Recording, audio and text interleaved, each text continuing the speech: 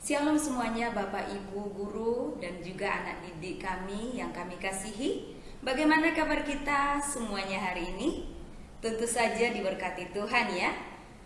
Perkenalkan, nama saya Misutia Siburian. Tentu saja di antara kita sudah ada yang tahu ya, yang kenal dengan Misutia. Saatnya sebentar kita akan mendengarkan kebenaran firman Tuhan. Mari semuanya saya ajak kita untuk berdoa bersama-sama. Mari kita berdoa.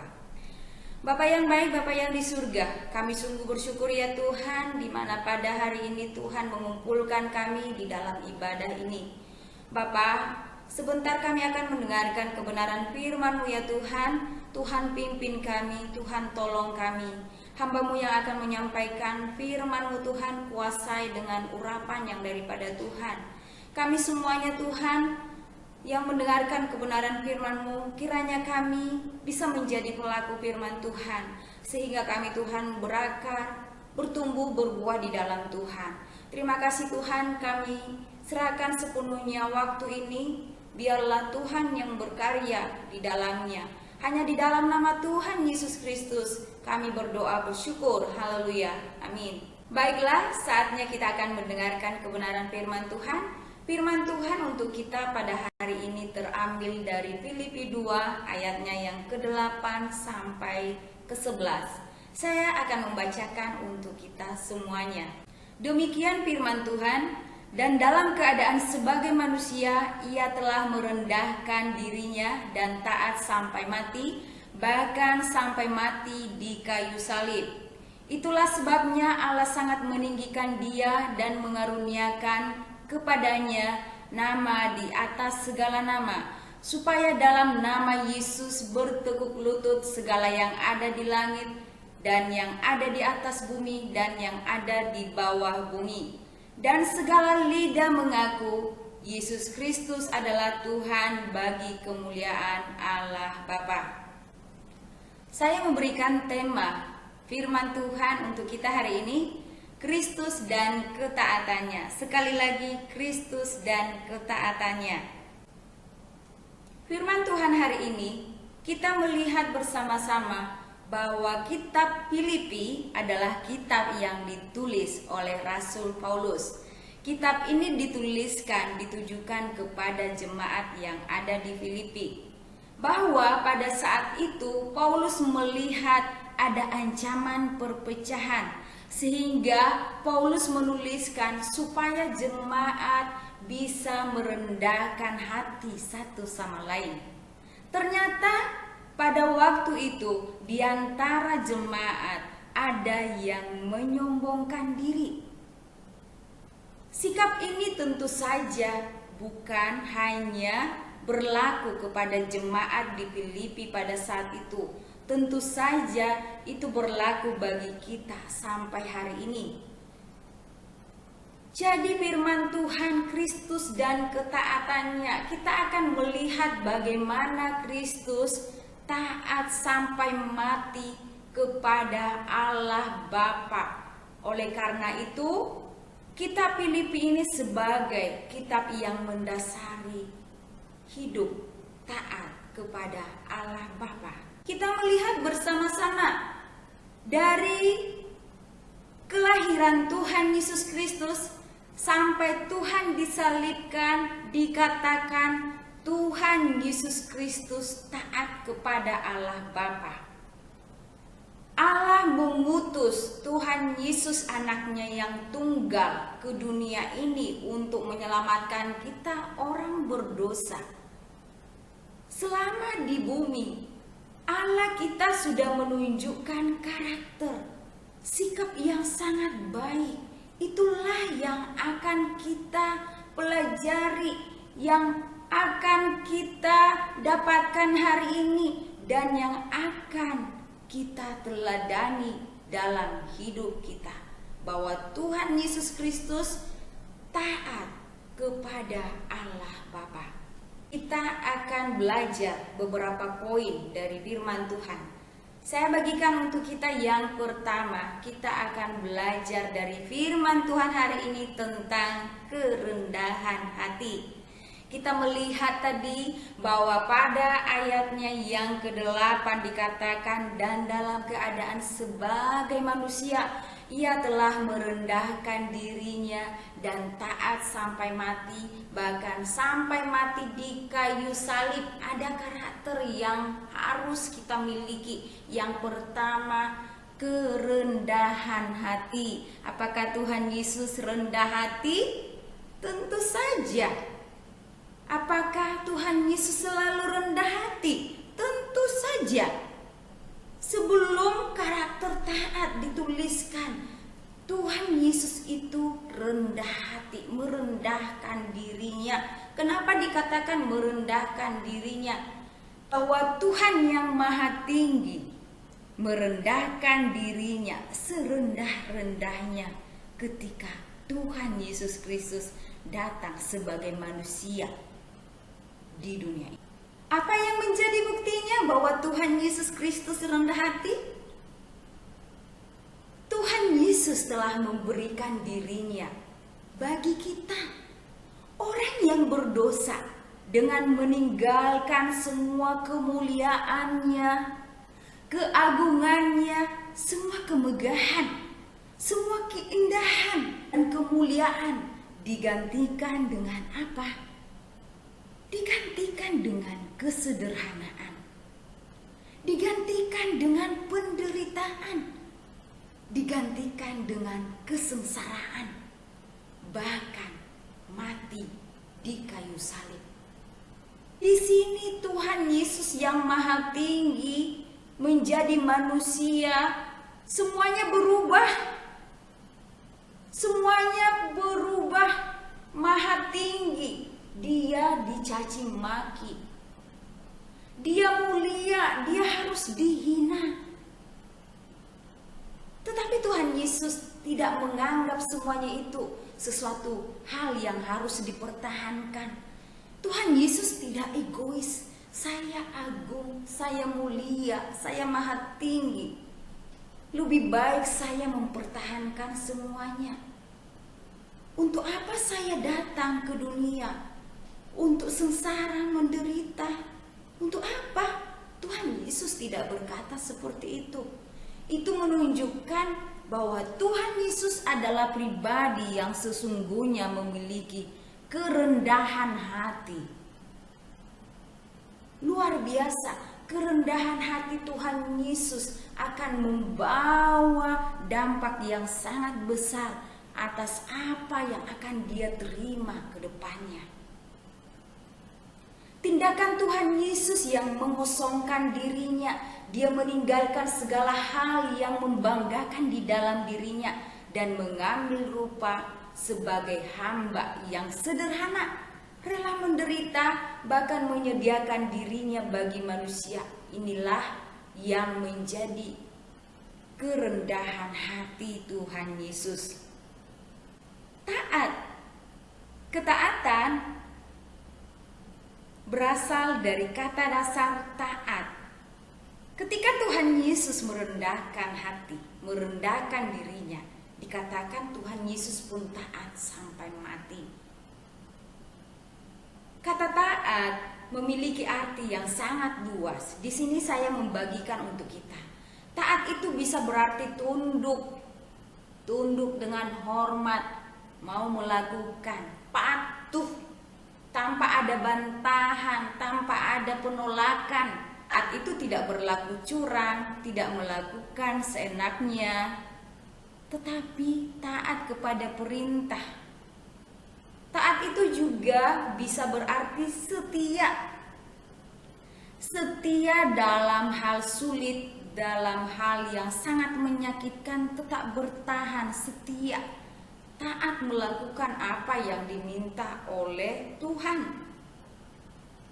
Dan bukan hanya itu saja, ternyata taat itu juga diartikan sebuah kesalehan, kudus, suci. Tuhan Yesus Kristus adalah pribadi yang kudus, maha kudus. Selama dia di bumi, Tuhan Yesus Kristus memberikan teladan kekudusannya kepada manusia. Tak satu pun dosa yang terdapat di dalam Tuhan Yesus Kristus. Sekalipun Tuhan Yesus Kristus sudah menjadi manusia, tetapi perbedaannya Tuhan Yesus dikatakan kudus. Dia tidak melakukan dosa apapun. Tuhan Yesus dikatakan juga bahwa kuat beribadah. Ya, orang yang taat itu dikatakan juga mau beribadah. Tuhan Yesus selalu sujud kepada Allah Bapa, selalu berdoa, selalu menyembah Tuhan, selalu berserah kepada kehendak Tuhan. Tuhan Yesus selalu melakukan ibadahnya kepada Tuhan. Ketaatan Tuhan ini merupakan hal yang sangat penting yang harus kita miliki sebagai anak-anaknya. Rendah hati, taat, apakah kedua hal ini sudah kita lakukan dalam kehidupan kita? Dan poin yang ketiga yang saya akan bagikan kepada kita adalah bahwa kita bukan hanya saja melakukan apa yang diminta Tuhan, rendah hati dan taat. Ternyata ada kabar baiknya ketika kita sudah menunjukkan karakter itu. Kita juga akan mendapatkan bagian kita. Ketika Tuhan Yesus rendah hati dan taat sampai mati kepada Allah Bapa untuk menyelamatkan kita manusia berdosa, ada yang diberikan oleh Allah Bapa menjadi bagian hidupnya Tuhan Yesus Kristus. Demikianlah untuk kita, dengan sikap taat dan rendah hati, kita juga akan mendapat bagian yang tentunya diberikan Tuhan Yesus Kristus kepada kita. Karena Tuhan Yesus rendah hati dan taat kepada Allah Bapa, Allah Bapa pun meninggikan Tuhan Yesus Kristus. Allah Bapa mengaruniakan kepada Yesus Kristus nama di atas segala nama. Jadi nama yang tertinggi di bumi ini adalah nama Tuhan Yesus. Dia terkenal. Dia di atas. Kenapa Tuhan Yesus bisa ditinggikan, dimuliakan? Itu karena Tuhan Yesus terlebih dahulu merendahkan dirinya. Tuhan Yesus terhormat. Mungkin di dunia ini mengakui bahwa ada kuasa yang besar yang menguasai langit bumi, yang menguasai dunia ini, bahkan di bawah bumi ini. Apa yang ada di bawah bumi ini? Ada penguasanya. Itu diyakini beberapa orang. Tetapi satu hal yang kita pelajari, Tuhan Yesus pemilik bumi ini. Tidak ada kuasa di atas kuasa Tuhan Yesus di langit, di bumi, di bawah bumi. Dikatakan firman Tuhan bahwa yang ada di langit, yang ada di atas bumi, yang ada di bawah bumi bertekuk lutut kepada Tuhan Yesus Kristus. Kita harus mengetahui, bertekuk lutut di sini artinya tunduk, artinya kalah, artinya menyerah kalah. Jadi perlu kita pahami bahwa Tuhan Yesus itu adalah penguasa langit, penguasa bumi, dan di bawah bumi ini tidak ada kekuatan di atas kekuatan Tuhan Yesus. Semuanya tunduk kepada Tuhan Yesus. Kuasa apapun itu, semuanya kalah. Walaupun sampai detik ini mungkin kita percaya kepada kuasa-kuasa yang lain, kita harus paham saat ini kepada siapa kita harus tunduk. Kuasa yang kita percayai selain Tuhan Yesus Kristus itu pun kalah, itu pun menyerah. Luar biasa. Karena kerendahan hati Tuhan Yesus dan ketaatannya, dia pun menjadi orang terhebat yang ada di bumi ini. Poin yang terakhir adalah poin yang keempat, aktualisasinya. apa yang akan kita lakukan setelah kita mendengarkan firman Tuhan. Nah, anak-anak yang kami kasihi, siswa-siswi, kamu sebagai pendengar firman Tuhan hari ini, apa yang akan kamu lakukan? Dari firman Tuhan ini, hendaklah kita semuanya rendah hati satu sama lain. Tidak boleh menganggap diri ini lebih baik, lebih berguna, lebih penting, lebih hebat, lebih segalanya daripada orang lain. Orang lain itu tidak perlu, tidak ada gunanya, tidak ada manfaatnya. Saya ini lebih oke. Tidak boleh ya, sebagai siswa-siswi harus rendah hati. Mungkin kamu di kelas kamu, di sekolah kamu, di rumah, di mana saja, kita tidak boleh menganggap bahwa kitalah yang nomor satu. Orang lain tidak perlu, tidak boleh. Itu menunjukkan sikap yang sombong.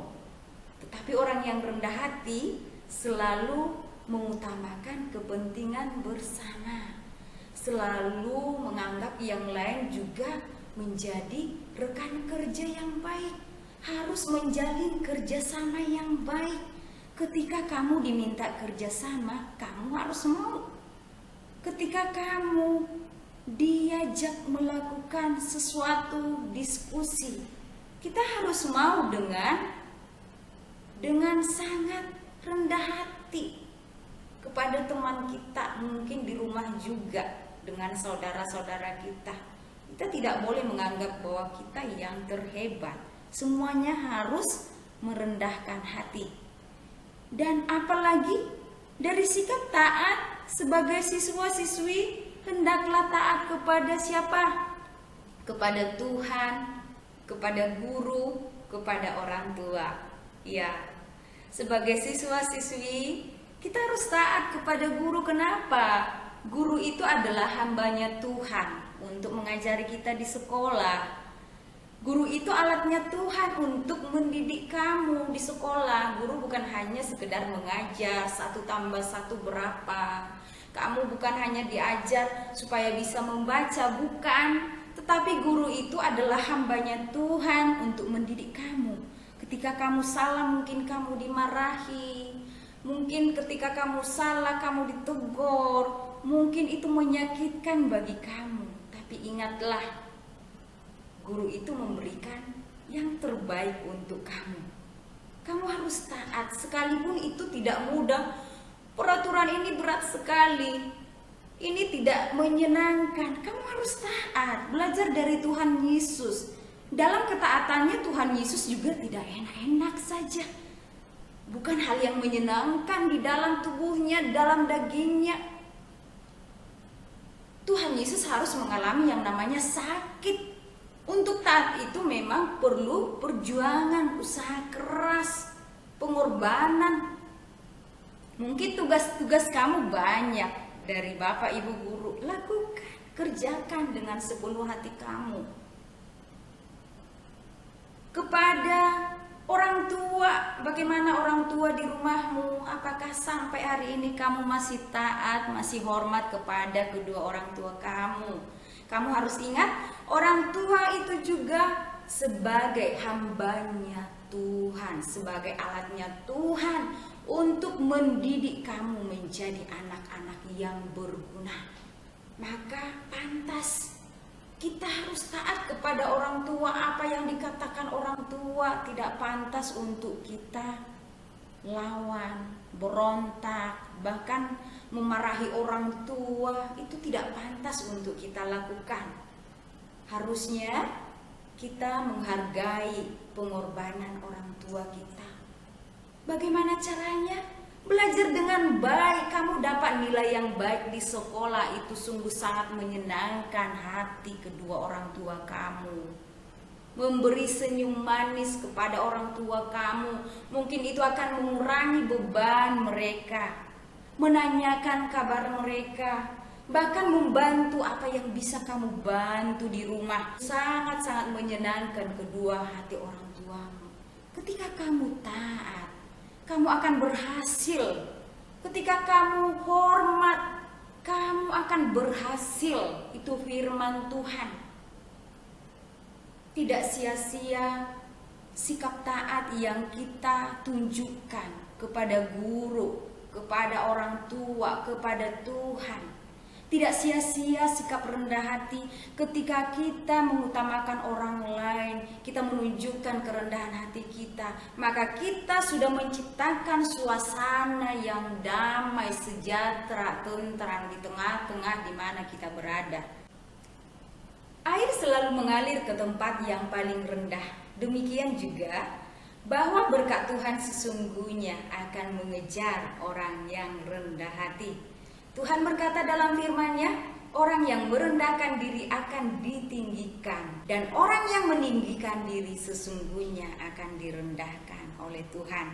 Kiranya kebenaran firman Tuhan ini bukan hanya saja kita dengarkan, tetapi kita menjadi pelaku-pelaku firman Tuhan yang setia kepadanya. Rendah hatilah dan taatlah selalu kepada Tuhan Yesus Kristus, maka kita akan mendapat bagian yang indah di dunia ini dan tentunya di surga nanti. Tuhan Yesus memberkati kita semuanya. Mari kita sama-sama tutup firman Tuhan di dalam berdoa. Kita berdoa. Bapa yang baik, Bapa yang di surga, kami bersyukur buat kebenaran firman Tuhan yang begitu sederhana untuk kami. Tetapi kami yakin Tuhan bahwa firman-Mu sangat bermanfaat bagi kami. Tuhan Yesus, Engkau mengajarkan kami tentang ketaatan-Mu dan kerendahan hati Tuhan. Kiranya Bapa, kami bisa juga memiliki sikap rendah hati, memiliki sikap taat kepada Tuhan, kepada guru kami, kepada orang tua kami, dan kepada sesama kami. Sehingga kami Bapa boleh menjadi orang-orang yang berkenan di hadapan Tuhan. Kami percaya Tuhan bahwa kami diperlukan oleh orang-orang sekitar kami, bahwa kami juga harus melakukan semuanya itu kepada orang-orang di sekitar kami. Oleh karena itu Tuhan, kuatkan dan tolong kami Roh Kudus supaya kami bisa melakukannya dalam hidup kami sehari-hari. Mampukan kami Roh Kudus. Terima kasih Tuhan, hanya di dalam nama Tuhan Yesus Kristus kami berdoa bersyukur. Haleluya. Amin.